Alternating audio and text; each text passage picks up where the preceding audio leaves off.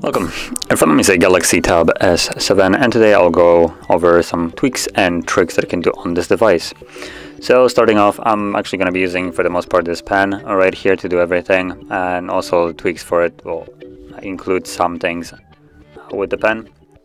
But starting off, we can access the side panel that you can barely see, this little gray thing right here.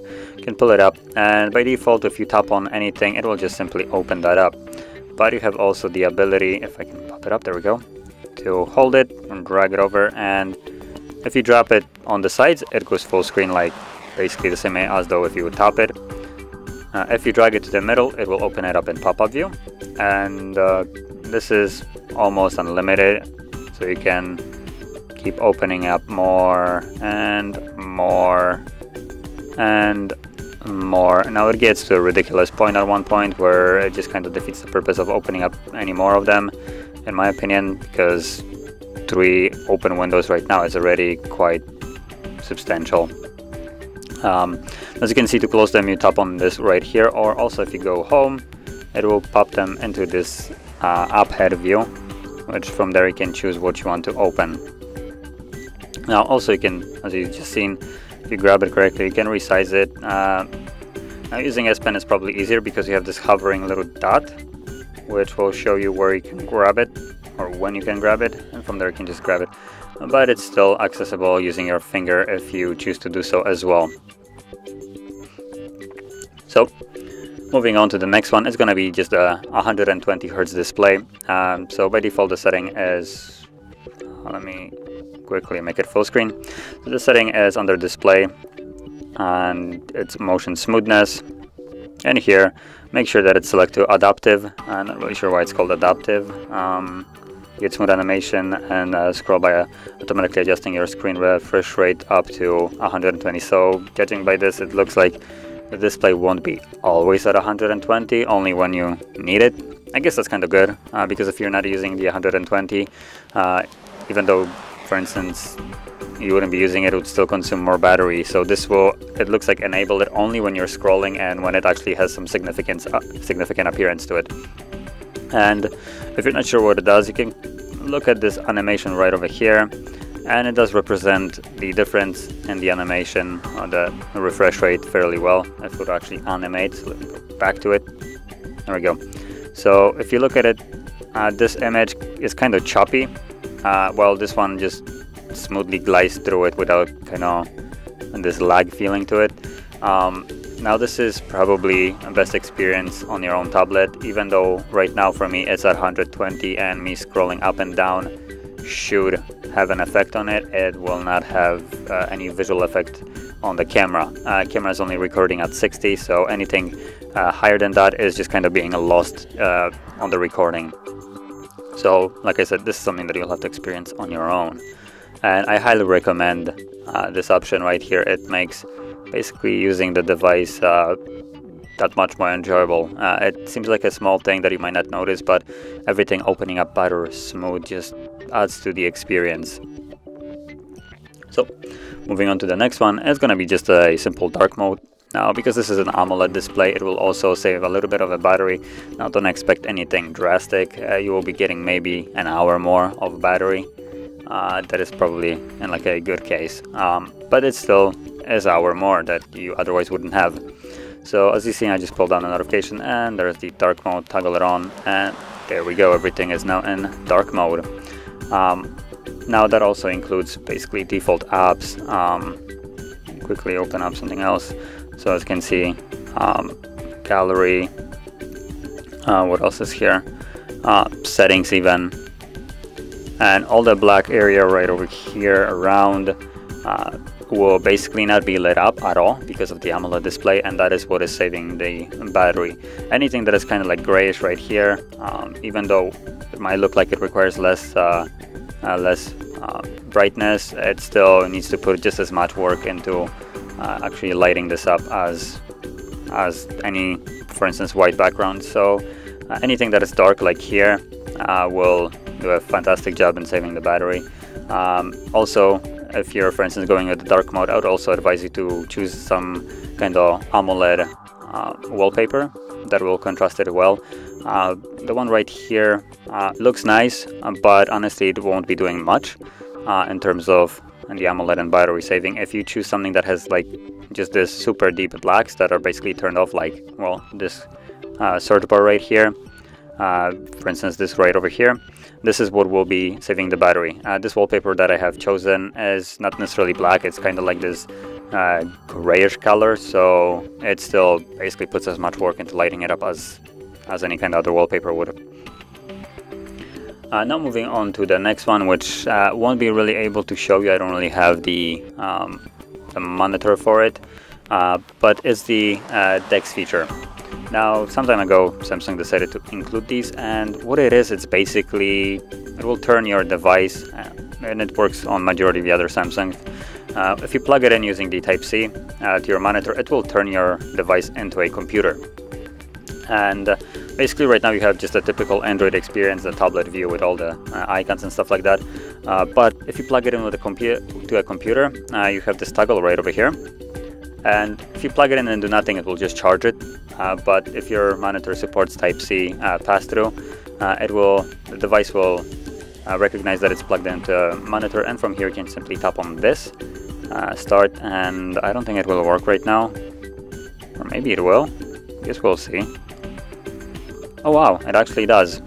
So this is kind of what you would also get on other devices, Samsung devices, if you plug it in, and you can have this view overall on the monitor, way bigger, but it looks like you can have it standalone right here just on this, and this is almost like a desktop experience for a normal computer. You have icons right over here, as in kind of like applications on a computer. You have the taskbar with everything that is open right now, which you can quickly open up and also minimize, maximize if you want to, close it off. So it works virtually like a computer right now. You also have the typical controls right here, screenshot button, volume controls right over here. So it works in a way as a normal computer almost would. Now you're still limited to the applications that are provided in the App Store, and also not every app will work in this mode. Some apps have a problem with working in this computer-esque world, meaning this kind of desktop right here, and they might either crash or look a little bit wonky, but primarily this problem is for games. Games are the ones that tend to have the problem with it. Anything that comes preloaded with this device will work flawlessly, as you can see right over here. So you basically have this desktop experience. Now this will work even better if, for instance, you have a wireless keyboard and a mouse. Now right now I'm using a pointer, or the stylus, right, as you can see, but if you have a wireless mouse, Bluetooth, you connect it, it will actually have create a pointer that you can use as a normal Windows, for instance, computer or Mac, which will furthermore make it feel like it's a full-fledged computer, although be it kind of low spec and kind of wonky with some applications, but still it works really surprisingly well, considering this is just kind of like a Samsung Galaxy or Samsung's mode additional to just the Android, and it's still running on Android, and this is by all means Android, just differently positioned everything. Now once you want to leave it, simply pull back up the notifications and toggle it off, and it will go back to the normal Android feel. Then moving on to the further tweaks, it's going to be the simple pop-up view. So I actually touched up on this along with the side panel right here, but like you've seen, you drag it over and this is the pop-up view. Now this will also allow you to do different things apart from you having the control to open up apps and pop-up view if you wish to. You can go into the settings, and from settings, let me also quickly change it to the light mode. I believe it will look a little bit better on recording. I'm going to disable this. There we go. So apart from the pop-up view being accessible through the panel and, well, used manually, you can go into advanced features and enable it to work with specific apps automatically. So advanced features, smart pop-up view, and from here enable apps that you want to open up in smart pop-up view. Now what this means is it's actually described right here. Select which apps can send you notifications that you can tap to expand into pop-up view. This is only available for apps that support multi-window. Now primarily every app that is right now on here that comes preloaded will support it. But in other words, if you get a notification, meaning message or some kind of, for instance, Facebook notification, you can tap on it, and it's just a normal pop-up right here, as you are used to seeing notifications just pop up. When you tap on it, on the normal phones, it opens up the app in full screen view. Here, for instance, if you get a message and you tap on that notification of a message, it will open it up in the smart pop-up view, which I will quickly show if I actually can find it. So this would look something like this, and this is just by tapping on the notification to open it up in this kind of view. Now, like I said, you do have to enable it through here, or was it smart pop-up view? So you have to enable it from here, and any additional apps that you want to open up in this kind of mode when it notifies you about anything, then enable it from here. Now when you're going to be launching these apps normally, so for instance messages, if I launch it, it goes into normal mode. It only opens up in pop-up view when you get a notification. So moving on further, it's going to be options with the S Pen, which I've been using for this entire time. So apart from it having some controls, I believe, with cameras, I also have this little shortcut right here which you can access, and it will bring up some apps, but also a bunch of different shortcuts specifically for the S Pen. So if AR Draw, now this I believe launches camera, yeah, there we go. So you can do kind of redundant stuff like this. But apart from it, the redundant stuff, you also have the translation. So if I launch this, let's allow it, or is it, so automatically I guess it translates stuff. Not actually, I haven't used this. I would have expected that it allows me. Okay, so there we go. Oh, there we go. So as you can see, it uses Google obviously for this, but it allows you to translate from English to English. We achieved a lot right here, but if you decide to select a different language by just setting it right here, you can do that again. As you can see, it shows you, almost shows you if I wouldn't be blocking it with my finger. There we go. So you can see that it shows you the translation in the desired language, and this is only when you hover over. When you move the pen, it disappears and only works with, it looks like, S Pen. Now there's several other things you can write on the screen, so you can do whatever you want, draw whatever. This is by all means a screenshot that it captures, so if you don't want it, you can simply leave and discard. There we go. What else is there? You can also create notes. As you can see, someone decided to do some stuff here, but there we go. So you can see that you can basically draw on it. So there's several other things built into the S Pen, but I'm not going to be touching up on all of them. That could probably have its own full-fledged separate videos. So I'm going to move now to the next tweak that I really like, which is the gesture navigation. And it's fairly simple, and honestly nowadays I think some of the devices already kind of force you into the gesture navigations, but personally I really like them. So it will allow you to remove the buttons on the bottom, and we can find that option in, I believe, advanced features. Let's see. Actually, I bet it's under display, and it should be navigation bar. There we go. So as you can see, this is what we have right now, but we can change it to the full screen gestures, and there we go. As you can see, it changes into this pill bar almost, or just a bar at the bottom, which you basically swipe up on to go home, swipe up and hold to go to recent, and swipe from either side to go back. As you can see, it creates this arrow right here, and this works from either side.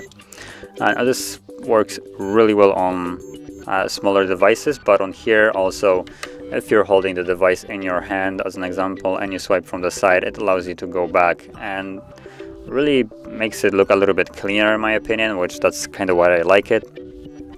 But overall, personally, the best part of it is the swipe from sides to go back, and that is something that I just really like. It feels really natural to just swipe to go back, and it is only accessible if you actually can go back. So right now, if you try to swipe, you can see that nothing will happen. It will just kind of swipe the page itself, but it won't bring up the shortcut because it's not needed. So moving on to the next one, we're gonna go into the screen mode. Now right now, this entire video you've been seeing the natural color screen mode, so you can change it under the display. By default it's set to the vivid, I believe it's called. So screen mode, natural, vivid. Now you have different images that you can kind of see it on and change it. Now as you can see clearly, when you change it, it makes the images a little bit more bright and colorful.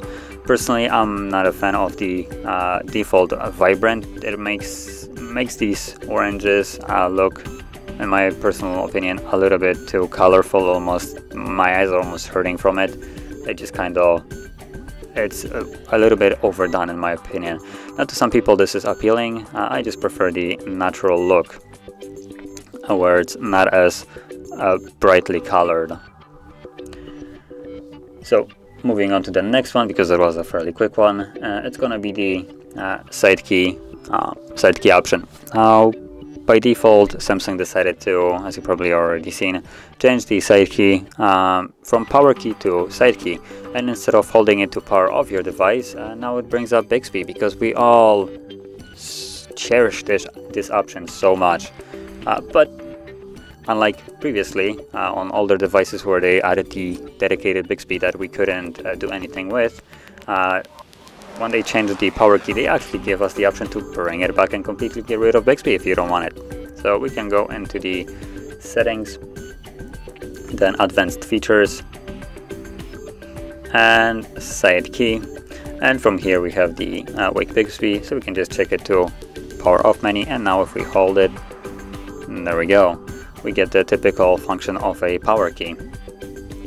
Now as you also see, there's different things that you can launch by double pressing. So by default, as it is almost on every phone and device, double press the power key to launch camera, but you also have the option to double press for Bixby if you want that. Or the more interesting part is the open app. So you can choose to, you quickly select it, there we go. So you can choose to open up any kind of app that we have installed by just simply double pressing the power key. And now this will also launch the application when the device is locked. So let me go to what is going to be a good, let's go to something like a clock. So if I lock it and I double press it, it automatically opens up clock. There is a little bit of a downside to this though. It's not all sunshines and rainbows. So if you have this set to open up an app and you have some kind of protection on your device, if you try to open up that app, it will confront you to put in PIN, pattern, password, whatever it is, fingerprint. You'll have to confirm it before you can actually open the app, which is something different than when you have the camera. Camera can be opened while the device is locked, and once you're done with the camera, it just kind of goes back to the lock screen. Applications require you to fully unlock your device, so if you have some kind of protection, this will ruin the quickness of this function. That is just kind of how I see it.